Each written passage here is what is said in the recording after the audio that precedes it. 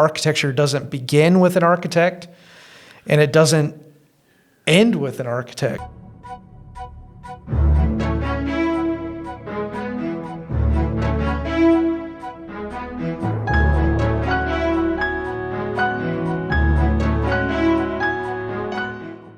My name is Daniel Ebarb. My name is Andrew Day. Welcome to Architecture Distilled. Today we're doing our first episode of Architecture Distilled, where we want to share our knowledge and learn things about the architecture industry, and architecture, engineering, and construction industry from both ourselves, other professionals, and non-professionals. Yeah.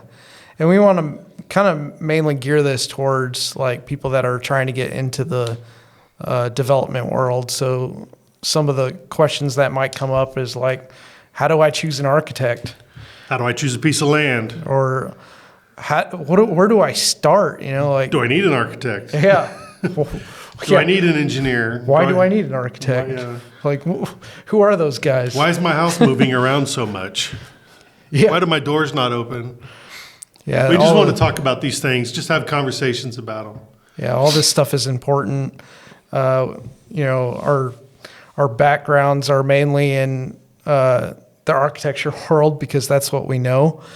But we really want to dive more into the beginning stages and then take you all the way through a project in a way. And hopefully we'll be able to do that with one of our house projects that we're planning in the future.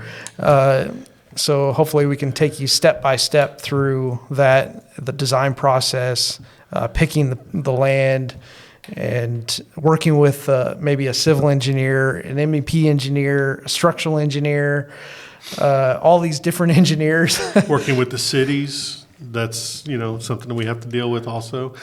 So one of the things that we kind of want to introduce, since this is brand new, we're just getting started and we're trying to figure out all these kinks and stuff. But one of the things we do want to talk about is, how did this come about? Like, why did we come up with Architecture Distilled? Like, exactly. Yes, it's actually quite interesting, right? We were Andrew and I didn't live together, but we worked together. We lived pretty close together, so we commuted to work a lot. From work. We were in the car for the better part of an hour and a half together every day. Every single day. And we just chatted, and that's what we really want this to be, just a continuation of those conversations. We were just throwing out ideas, and one of us said, let's go do a brewery or something and talk to them about that. And next thing you know, Architecture Distilled is the name we're talking about. Yeah, we came up with Architecture Distilled on the fly somewhere. I can't really remember where, but probably on Josie Lane somewhere. Yeah. So I decided to kind of like look more into kind of like the distilled meaning. Like, and one of the things that kind of popped out to me was like, extract the essential meaning or most important aspects of. And I thought that was kind of really cool. It kind of fits like a podcast, like, wow, like we can talk about like the different meanings or the important aspects of architecture and in this industry. Because there's so many different parts to it. That's right. And one of the things I think is important to state is, architecture doesn't begin with an architect, and it doesn't end with an architect. So, what does that mean? Like, I think what Andrew means is it is funny because architecture itself is not a thing. It's a process, like science is a process. Architecture is a process, although we embody it and say the architecture of that building is great or the architecture of that building is terrible or whatever. But a lot of times a project starts years before an architect ever knows about it. Yeah. Because you got somebody who has land or they buy land and they have an idea, and by the time they understand what their financing is, before they have to understand that before they can go find an architect. Yeah. And how do they do that? And that's part of the discussions that we want to have. That's exactly right. What does it take? Like, I've got this piece of land. What do I do with this piece of land? Can I do anything with it? Because sometimes that piece of land, it might be pretty worthless, like for certain things.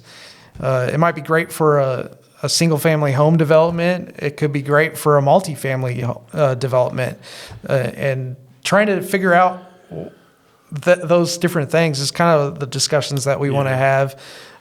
Some of the other discussions that we want to have is like construction materials, because of course costs have gone up substantially since the big C word. Yeah. We want to talk about, we want to talk about the labor force. We want to talk about technology in both the building and in the development of the building. The technology and the materials. We want to talk about finance. We want to have discussions about a lot of these things, so that industry professionals might not know it all. I don't know it all. And I definitely don't know it all. And we want the non-professional to, help them understand this as well. Yeah. Because we want to help you guys make good choices through the process, through the building process, through the construction process, through the architectural process. We want to kind of be there with you through those processes, or at least like give you information on that. And we want to have guests on. So it's not just us two talking. We want to be able to talk to like people that are doing this every day. Developers, contractors, engineers, owners, operators, maybe not so much on the operator side. I don't know. Operations are, if you're talking about hospital operations, they probably have some great insight on what's good and bad in hospital architecture. You talk to the operator of a retail establishment, and they probably don't have as much input. I can't imagine they would, because they don't have the systems involved, right? They have some lighting and some air conditioning. They don't have the crucial systems that are required in a hospital. But so operations, we'll talk about operations too. We'll talk about finance. Yeah, all those different parts. We're just mainly trying to reach those people that are either already working in this industry on the development side, the architecture side, engineering, whatever it is, but mainly kind of reaching out to those people that are like trying to figure out, how do I get into this? How do I become a developer? How do I become an architect? How do I become an engineer? Or even just like, how do I start a project? Things like that. And we just want to be able to kind of just go along this like path or learning process and kind of just take you guys along with us, because we don't know it all. We don't know everything about development. We don't know how everybody does a pro forma or what they're looking for completely. We can kind of break it down, but each developer is different, and each developer has a different goal in mind. There's different developers they have different incentives. Yeah. And the same developer will have different opinions, different incentives, different goals for different projects. You might have a developer that is developing a multifamily project, and he wants it to be, all developers want everything to be as affordable, as buildable as possible, but they might, a developer might want what we might call workforce housing, and it's, kind of bare bones. We'll just use that word because I don't know what else to call it. And then that same developer might go build a mass timber office building, and he's like, throw everything at it. So it can be an interesting challenge to understand that as the project starts. At the end of the day, it's all about whether or not that you can make those numbers work. Just whether or not it's just. That's right. It's got if I can't afford it, you can't afford it. That's right. Just as much as like one of us trying to find a house or something. Like if we can't afford it, we can't afford it. I can't afford $1 million house today. Hopefully one day I can, but you know, but the big thing is like not everybody can afford a $300,000 house today. And that's kind of the median today. Yeah. And hopefully through this podcast or through some of the things that we're trying to do in the future right now together with our companies, Left Brain Studios and eBarb Gist, architects, we're just trying to like figure out how do we build a house that's affordable, or not just a house, but like multifamily and retail. We're experimenting right now with, I say experimenting, we're challenging some clients to risk new materials. Let me back up. Developers don't like risk. Yeah. And so when you ask them to put something new on their building, they don't like it. Yeah. And the contractors don't like it because they don't know it. So we're actually experimenting right now with some, Andrew and I both are experimenting with some materials and processes that we think are going to save some capital at the end of the day. Yeah. And it's just, it's hard to find people willing to do that, And yeah. I think I think there's shout out to our clients that are allowing us to do that. Yeah. And I mean, even our own exploration of trying to go out there, getting the land and developing our own house. I mean, hopefully that this will help. We're trying to like basically design and build a house that, of course, will make money, but at the same time maybe help us figure out these different in and outs of like these different materials that we're trying to introduce to the industry. And they're not really new to the industry. It's just like we're just trying to figure out what works together. Yeah, like it's a let's talk about just briefly, since you brought up the house. So we're looking, like Andrew said, we're looking at developing a house. We've got a piece of land, and we're looking at developing a house on it to sell. But we're looking at non-traditional construction methods. Yeah. But I say non-traditional because it's not traditional here in the States. But mass timber, CLT, DLT, these things have been used for decades in other countries. And it's starting to be used a lot in Texas. Like it's becoming a trend kind of thing right now with developers. And there's some beautiful buildings like in the DFW area that have just been built. But it hasn't been used for housing yet, at least not that we know of in the DFW area. Now I know like there's some houses going up in Austin and stuff like that. But some of the things that we want to do is maybe introduce it more to the single family side and maybe to the multifamily side down the road. But and it might not just be like a full mass timber building. Maybe it's a hybrid.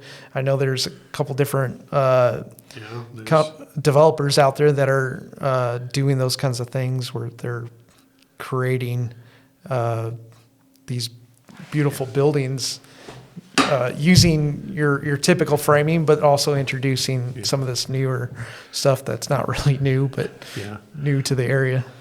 So amongst all this rambling and this conversation we've had, when it comes down to it, we're just trying to have conversations about the AEC industry to hopefully educate some people, including ourselves. Hopefully if anybody gets anything out of it, that's good. Yeah. I think we've done our job. Hopefully. We will be talking amongst all the things we've been talking about. We will also be trying, like Andrew said, we'll be trying to have guests on here that are industry experts in other areas other than architecture, although we will have some other architects on here. We will be trying to take y'all through the development of one or more buildings that we are working on, either collaboratively or separately. Yeah. I really don't know where to go from there. I don't know where we are. Yeah. So we just kind of want to just introduce this podcast to you guys. I know we're still trying to figure things out and trying to figure out our dynamics here. And we're also looking for guests. We're looking for people that are interested in maybe these same conversations that we're having. Material producers, Yeah. builders, contractors, just whoever, anybody involved in the AEC industry. If you're not involved in the AEC industry and you're interested in it, that's fine too. Yeah. We'll to talk. us. Ask us questions. We'll try to Yeah. answer them. That would be fantastic. And even just throw out questions to us, leave comments, down in the comment section, and just please let us know, ask us questions about whether or not, we're doing a good job. Of course, we probably will ignore those, but no, just kidding. But the main thing that we're looking for is just hey, ask us questions on about the industry, or what you want to hear about, and maybe we can track down those things and produce that kind of episode or kind of content for you guys. And I guess we'll wrap up now.